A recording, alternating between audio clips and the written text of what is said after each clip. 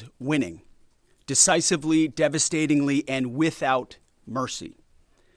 Under the direct command of President Trump, the War Department unleashed this operation early Saturday morning, just 4 days ago, which means we need to remember two things. First, we are only 4 days into this. Metrics are shifting, dust is settling, and more forces are arriving. It's very early, and as President Trump has said, we will take all the time we need to make sure that we succeed. Second, we are only 4 days into this, and the results have been incredible. Historic, really. Only the United States of America could lead this, only us. But when you add the Israeli Defense Forces, a devastatingly capable force, the combination is sheer destruction for our radical Islamist Iranian adversaries. They are toast, and they know it. Or at least, soon enough, they will know it. And we have only just begun to hunt, dismantle, demoralize, destroy, and defeat their capabilities, just 4 days in. Starting last night and to be completed in a few days, in under a week, the two most powerful air forces in the world will have complete control of Iranian skies, uncontested airspace. I hope all the folks watching understand what uncontested airspace and complete control means.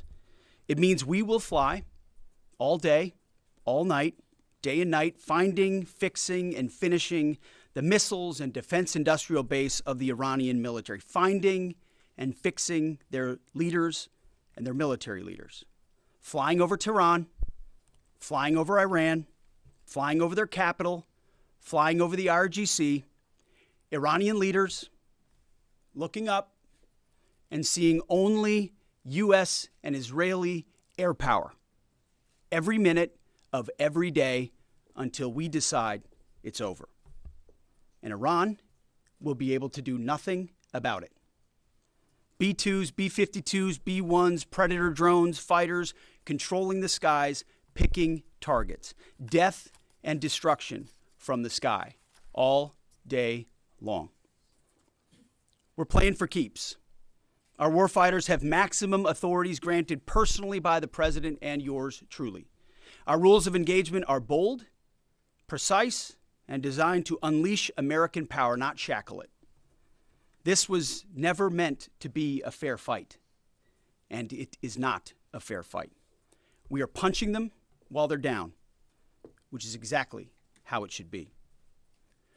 Thus far, Operation Epic Fury has delivered twice the air power of shock and awe of Iraq in 2003, minus Paul Bremer and the nation building. The campaign has 7 times the intensity of Israel's previous operations against Iran during the 12-day war, 7 times. And as President Trump said, more and larger waves are coming. We are just getting started. We are accelerating, not decelerating. Iran's capabilities are evaporating by the hour, while American strength grows fiercer, smarter, and utterly dominant. More bombers and more fighters are arriving just today. And now, with complete control of the skies, we will be using 500-pound, 1,000-pound, and 2,000-pound GPS and laser-guided precision gravity bombs, of which we have a nearly unlimited stockpile. We used more exquisite standoff munitions at the start, but no longer need to. Our stockpiles of those, as well as Patriots, remains extremely strong. The enemy can no longer shoot the volume of missiles they once did, not even close. And the chairman will lay out some of those percentages. So our air defenses and that of our allies have plenty of runway. We can sustain this fight easily for as long as we need to. And as I said yesterday, we set the terms. Now, you may not see much of it because the IRGC shut off the internet to the entirety of the country. They blind their people on purpose, just like they kill their own on purpose. Much was made of the volume of missiles Iran was able to shoot in the first few days. And sadly, as we projected, a few got through and killed 6 of our best, who will hopefully arrive home soon. We will avenge them, no doubt. But I liken Iran's predicament to a football team who scripted the first 20 plays of a game. The team knew what plays to run because their first few drives were scripted. But now that the game has started and the blitz is on, they don't know what plays to call, let alone how to get in the huddle and call those plays. Iran's senior leaders are dead. The so-called governing council that might have selected a successor, dead, missing, or cowering in bunkers, too terrified to even occupy the same room. Senior generals, mid-level officers, enlisted ranks, they can't talk or communicate, let alone mount a coordinated and sustained offensive. That's not great for morale. The Iranian Air Force is no more, built for 1996, destroyed in 2026. The Iranian Navy rests at the bottom of the Persian Gulf. Combat ineffective, decimated, destroyed, defeated, pick your adjective. In fact, last night, we sunk their prize ship, the Soleimani. Looks like POTUS got him twice. Their Navy, not a factor. Pick your adjective, it is no more. In fact, yesterday, in the Indian Ocean, and we'll play it on the screen there, an American submarine sunk an Iranian warship that thought it was safe in international waters. Instead, it was sunk by a torpedo. Quiet death.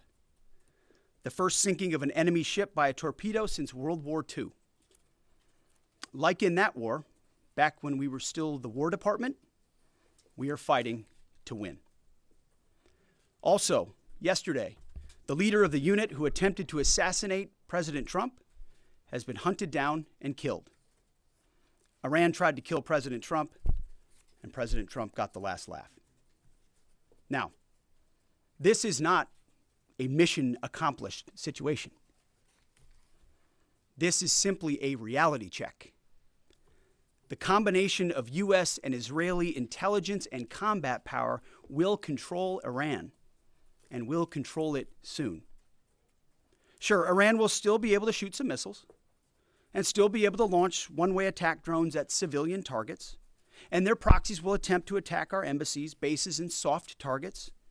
They are terrorists, after all, and they need to target civilians because they can't fight toe-to-toe. But we will find them, and we will kill them.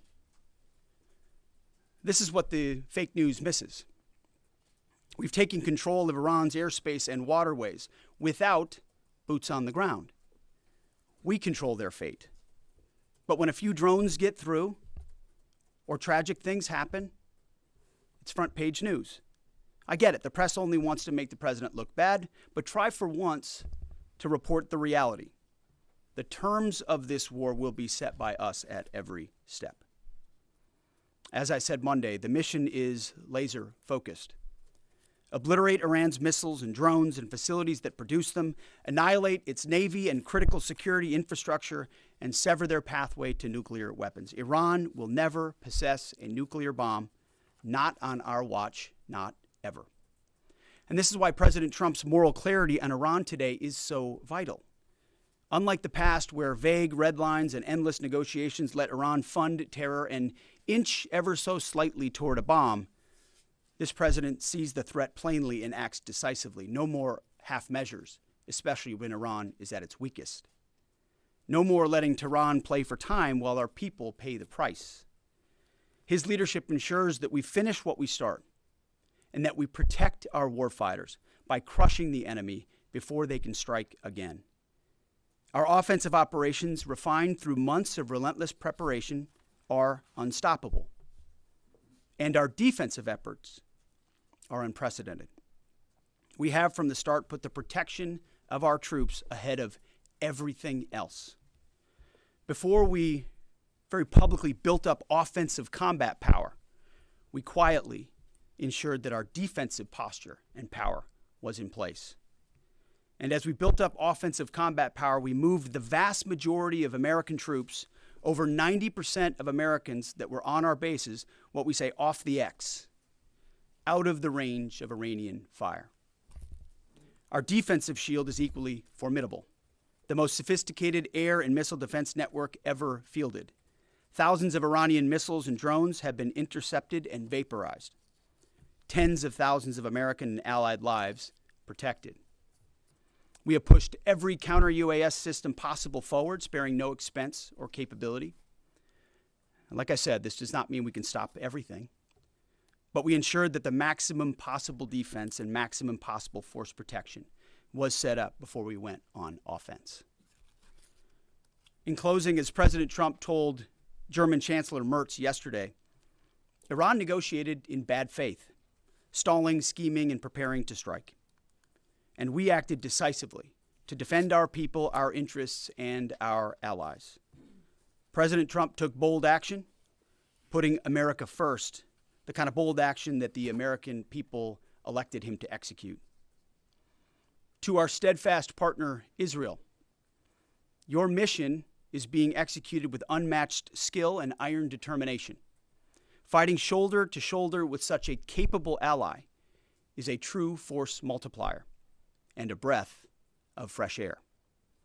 We salute your courage and your contribution. 4 days in, we have only just begun to fight. America fights to win, and in Operation Epic Fury, we are. May God's providence cover and protect our troops always. And with that, I turn it over to the chairman. Thank you, Mr. Secretary, and good morning, everyone. Thank you for being here. I'm here today to provide the American people and those of you in this room an update on Operation Epic Fury. First, it's with profound sadness and gratitude that I share the names of 4 of our 6 fallen heroes, all from the 103rd Sustainment Command, U.S. Army Reserves out of Des Moines, Iowa. Captain Cody Cork, Sergeant First Class Noah Tegens, Sergeant First Class Nicole Amore, and Sergeant Declan Cody. To the families of our fallen, we grieve with you today, and we look forward to welcoming your family members home at Dover in the coming days. Out of respect for the other families, we'll withhold the release of their names until next of kin notification is complete. And either myself or Admiral Cooper will release those names as soon as we can ensure that all of those families have been properly notified. To our Gold Star families, to our wounded warriors and their loved ones, we will never forget your sacrifice. Our nation stands with you, and we are eternally grateful for your courage, your resiliency, your devotion to this mission and to our nation. As the Secretary said, we're 4 days in, 103 hours into this campaign. The operation was again launched with clear military objectives designed to dismantle Iran's ability to project power outside of its borders, both today and in the future. First, we are targeting and eliminating Iran's ballistic missile systems to prevent them from threatening the U.S. Forces, partners, and interests in the region. Second, we are destroying the Iranian Navy, degrading its capacity, capability, and ability to conduct operations, not just in the Central Command AOR, but as the Secretary showed in the video, around the world. Third, we're ensuring Iran cannot rapidly rebuild or reconstitute its combat capability or combat power, and those phases will begin as the campaign continues. As of this morning, U.S. Central Command is making steady progress. Iran's theater ballistic missile shots fired are down 86% from the first day of fighting, with a 23% decrease just in the last 24 hours. And their one-way attack drone shots are down 73% from the opening days. This progress has allowed CENTCOM to establish localized air superiority across the southern flank of the Iranian coast and penetrate their defenses with overwhelming precision and firepower. We will now begin to expand inland, striking progressively deeper into Iranian territory and creating additional freedom of maneuver for U.S. forces. Let me explain a little bit about how we're thinking about staying ahead of the enemy. First, over the past several weeks, Admiral Cooper and the CENTCOM team have refined their operational approach to the region.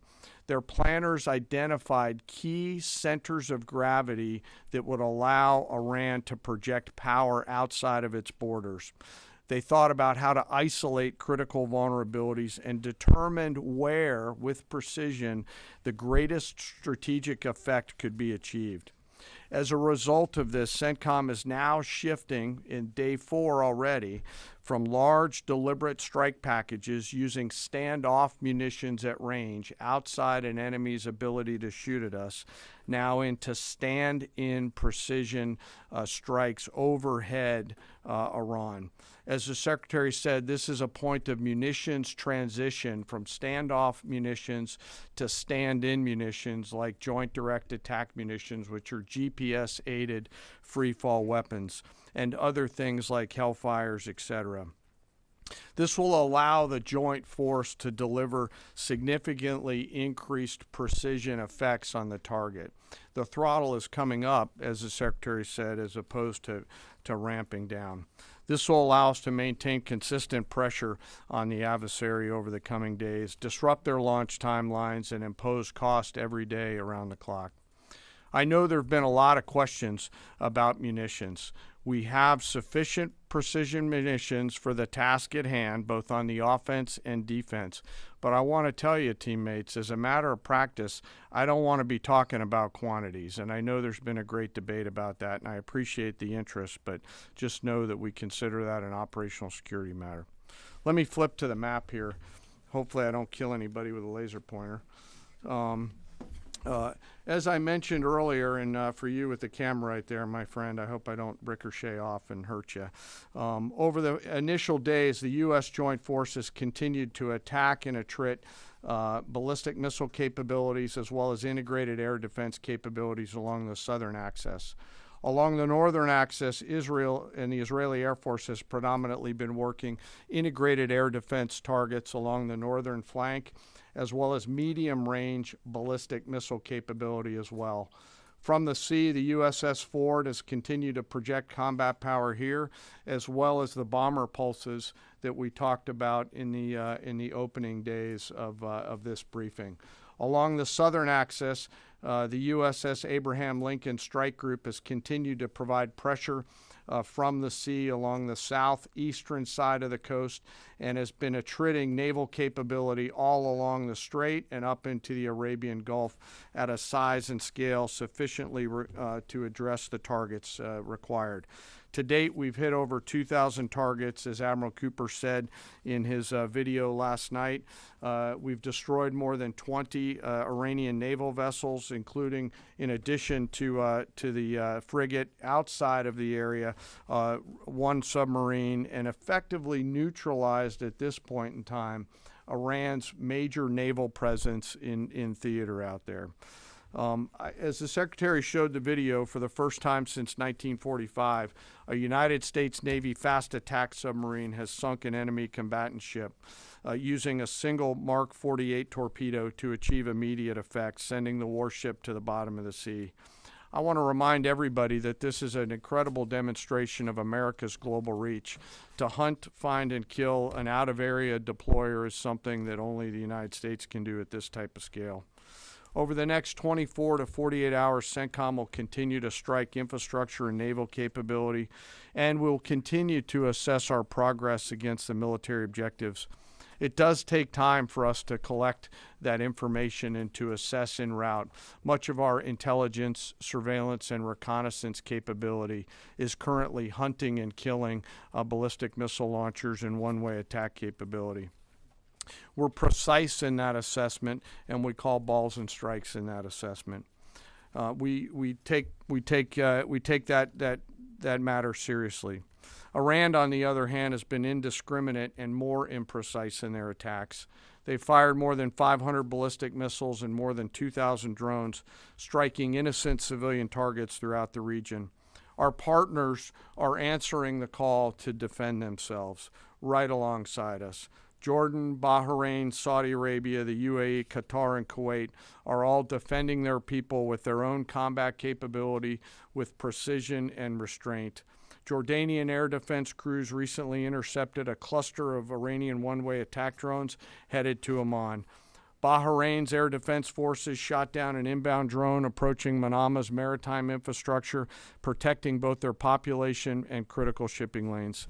Saudi Patriot batteries stopped a salvo of ballistic missiles aimed at energy facilities near Dhahran. The UAE neutralized multiple drones targeting Abu Dhabi's industrial zone, demonstrating speed and precision. And Qatari fighters for the first time have shot down 2 Iranian bombers that were en route to their location. Together, these nations are helping to defend themselves and project power as required against the enemy. We're 100 hours in. It's still very early, as the Secretary said, but the balance is shifting. We've always got to remember that these operations are complex, dangerous, and far from over. Our soldiers, sailors, airmen, Marines, Guardians, and Coast Guardsmen remain in harm's way, and we must be clear-eyed that the risk is still high. This is combat. Let us never forget this. As we continue, I ask that we hold all of our deployed teammates in our thoughts, those standing the watch, flying the sorties, sustaining the fight, and carrying our nation's burden. And I'll stop where I started, and that's remembering our 6 fallen who will return home as soon as possible. I remain humbled, grateful, inspired by every day the valor and professionalism of our joint force. They are quiet professionals through and through, out there doing America's work through the day and through the darkness. And with that, I'll take your questions along with the Secretary. Go ahead. What do you assess the enemy's control and command status is right now? And can you broadly describe our decisive point in this operation? Well, I won't describe the decisive point in the operation because that would tell the bad guys what it was. That's a good question, though. I appreciate the question. Their C2 structures in a bad way. Admiral Cooper's been continuing to pressure C2 at the IRGC C2 and other military elements, and will continue to do so. Thank you for the question. Thank you, Secretary Hegseth. Mary Margaret with the Daily Wire. Couple questions for you and then one for General Kane. Can you tell us more about how we took out the leader who was the leader of the group that was trying to assassinate President Trump? And then Turkey's defense ministry says NATO air defense systems intercepted an Iranian ballistic missile headed towards Turkish airspace. Could this trigger NATO's Article 5, and was it the U.S. who shot it down? On the first question, we've known for a long time that Iran had intentions on trying to kill President Trump and or other U.S. Officials. And while that was not the focus of the effort by any stretch of the imagination, in fact, never raised by the president or anybody else, I ensured and others ensured that those who were responsible for that were eventually part of the target list. It wasn't the beginning of the effort. We were focused on missiles and launchers, and that's the focus. But ultimately, if we had the opportunity to get at those who are trying to get at Americans specifically, we would. And so we eventually had the opportunity to do that from the air. And then on the matter with Turkey, I'll have to get back to you on exactly what the intercept looked like at that. We're aware of that particular engagement, although no sense that it would trigger anything like Article 5. No. Tie right there. You got a tie on. Yeah. Thank you. Tom Bateman with the BBC. Can you give us an update on what the administration knows, what you know now about the reported strike on a girls' school in southern Iran on Saturday? All I can say is that we're investigating that. We, of course, never target civilian targets, but we're taking a look at investigating that. Red tie in front. Just on the basis that with the information you would have, your reconnaissance abilities, ability to gather information, I mean, it's several days on now. So is there any clarity on whose munition this was? We're investigating it. Thank you. Secretary, so there are reports that the administration is considering arming Iranian Kurdish groups. So could you please clarify that whether any such plan has been authorized and whether Congress or regional partners has been notified and consulted? All I would say is none of our objectives are premised on the support or the arming of any particular force. So what other entities may be doing, we're aware of, but our objectives aren't centered on that. Green, right there. Yeah, thank you, Mr. Secretary. Mike Lynn, Washington Times. Can you talk a little bit about the deconfliction process that's going on? You have two parallel operations, Epic Fury and Roaring Lion. How are you making sure they're not interfering with each other? Sure, I'm happy to take that. Thank you for the question. We have liaison officers on both sides. There are U.S. CENTCOM teammates out in Israel, and there are Israeli Defense Force teammates at the relevant command and control nodes within the U.S. CENTCOM enterprise. Routinely, Admiral Cooper is talking to the IDF Chief of Defense, and I will occasionally speak to him through the arc of this. I've spoken to him a few times already.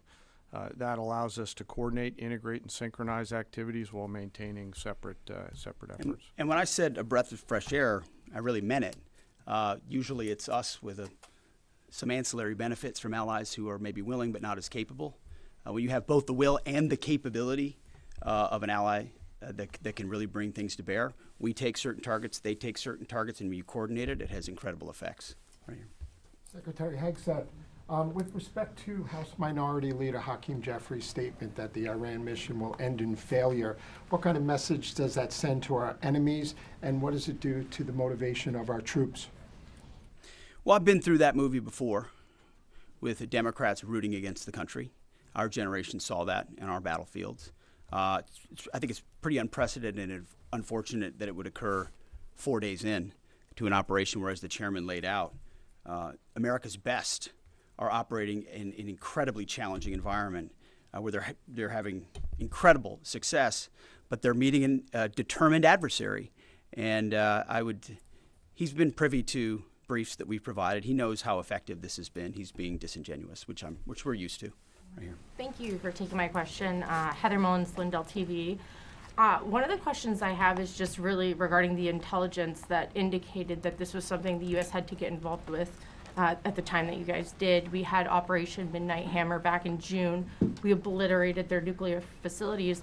What was the intelligence that suggested that somehow they became a threat once again that required us to get involved with Operation Epic Fury? I appreciate the question. The evidence in front of us since the 12-day war was that Iran had no intention of actually negotiating a nuclear deal that truly meant they did not have a pathway to the nuclear bomb. And they had a moment. Jared Kushner and Steve Witkoff, two of the best negotiators in the world, poured into that negotiation, giving them every single possible opportunity to release that ambition, and they didn't. And the intelligence that we saw they didn't intend to do it in good faith, that they had the intentions eventually to get to a place where they could have a conventional shield to block their nuclear capabilities, as I talked about yesterday. So I would separate the what from the when a little bit. The what is they've been killing Americans for 47 years. They have thousands of missiles pointed at us. They have ongoing nuclear ambitions, and they're at the weakest they've ever been. So the when became, in a particular, hey, what makes the most sense to do this to ensure that the narrow objectives we have of ensuring they never have a nuclear weapon have a maximum effect? Yes, right here. Thank you, Secretary Hegseth. I had two questions. First, what is your message to Iran's allies, namely Russia and China, who have called for an immediate end to hostilities? I don't have a message for them, and they're not really a factor here. And our issue is not with them. It's with the nuclear ambitions of Iran. Absolutely. And are any so-called fully autonomous weapons or other AI tools being used in Operation Epic Fury? We've got a lot of autonomous systems, or systems that drones and others incorporated with smart AI aspects to them, but a lot of which I can't talk about here. Yeah. Yellow, right there. Yes, ma'am. Thank you very much, Mr. Secretary. As you know, China is accusing the United States of invading in Iran, a sovereign nation, and North Korea, which cooperate with Iran on nuclear development, has declared its commitment to protecting Iran. What is the United States' strategic response to this? And I have a second one. How many allies join with the United States to fighting against Iran? Do you have any numbers? Well, I think what you're seeing right now is a response in the region to the belligerence of Iran and the willingness of them to target civilian airports, civilian hotels, civilian locations, civilian oil infrastructure of their Gulf neighbors who would have preferred not to be in conflict, didn't want to, but now realize that this is something that has to be dealt with. So whether it's UAE or Qatar or Bahrain or Kuwait or Saudi, on different levels, they're reaching out to us, whether they're going on offense, which they are, whether they're giving us additional access, basing, and overflight. We're working very closely and collaborating with them. Also on air defenses. The air defense capabilities of those countries are significant, and when combined with ours and we coordinate, it brings simplicity to the shot doctrine, so we make sure we're using less munitions but being more effective with what we shoot at. And as it pertains to other countries, I'll sort of give the same question.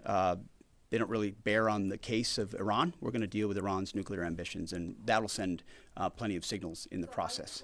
Right there. Purple. Are you going to help get Americans out of the region? The military going to help? Secretary, I have two questions. One question for you and the other question for Mr. Chairman. You ruled out that you are not engaging with the Kurdish forces, Iranian Kurdish forces, to incursion from the Kurdistan region to Iran. But now, and today, Iranian said that under threat in the Kurdistan region, they said clearly if there is any incursion from the Kurdistan region, they will attack all the Kurdistan region and go war with the Kurdistan region. What's your comment on that? And a question for Mr. Chairman, given comments that the U.S. forces might be deployed if necessary, under what specific conditions would you determine that deploying U.S. boots on the ground is necessary, and how would such a decision support and advance your stated strategic goals? Well, I'm not going to comment on U.S. boots on the ground. I think that's a question for policymakers, and I don't make policy, I execute policy. I will say on the question in the back corner about helping Americans get out, first, it's a great opportunity to encourage everybody in the region to go to the State Department and register. Secretary Rubio's been trying to get that word out, and I'd ask you to help us with that, to have folks register. We've also opened up space available seats as C-17s and other airplanes come in to try to help folks get out. But that's really a State Department matter, but to answer your question, that's what we've been doing. Absolutely. Last question right here. Secretary Hegseth, thank you. Reagan Reese with the Daily Caller. You touched on this in your opening remarks, but I'm hoping you could expand on it a bit. It's been reported that Iran might be trying to outlast our ability to intercept their missiles. It sounds like you guys are saying they don't have the ability to do so. Is that the case? Can they outlast us in their ability to do that? Iran cannot outlast us. We're going to ensure through violence of action and our offensive capabilities and our defensive capabilities, as I said, that we set the tone and the tempo of this fight. That's why stories and speculation about different things that try to make it look like we're limited in what we can do. The only limits we have in this is President Trump's desire to achieve specific effects on behalf of the American people. And that's why we don't talk about, you can say 4 weeks, but it could be 6, it could be 8, it could be 3. Ultimately, we set the pace and the tempo. The enemy is off balance, and we're going to keep them off balance. And we know their ability to shoot versus our ability to defend. That difference gets wider and wider every day. Our defense gets better, their offense capabilities diminish. As we are going into ammunitions that we, as we said, have tens of thousands of and can drop unlimited supplies on with even more effects than the standoff emissions we have now, which is why when we say the throttle's going up, the throttle's going up, and it's going to stay on high. Thank you all very much. Appreciate it.